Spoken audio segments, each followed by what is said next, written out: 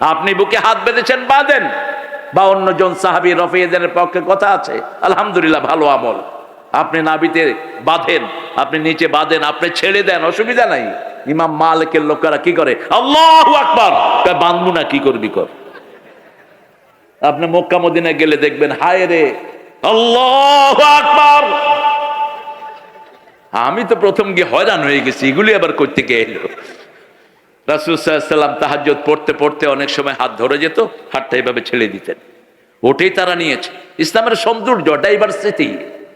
কত সুন্দর একটা বাগানে অনেক রকমের ফুল থাকলে বাগানের সৌন্দর্য বাড়ে না কমে?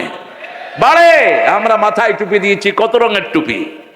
কোন হুজুর যদি বলে যে আমারটাই দিতে হবে, তুই হলে মূর্খ। হুজুরের কোন সুন্নতি টুপি হুজুরের নাই, ঠিক কিনা? রাসূল শুধু মাথায় একটা কাপড় দিতেন। কি দিতেন? একটা কাপড় দিতেন পাগড়ির নিচে। এটা থেকে ইয়ামেনিরা এই টুপিটা আবিষ্কার করেছে, ইয়ামেনিদের টুপি। তারপরে আপনারা যেগুলো মাথায় দেন, এগুলো এই যে মাথার সাথে লেগে থাকে, যার যেটা সুবিধা সে সেটাই পরে।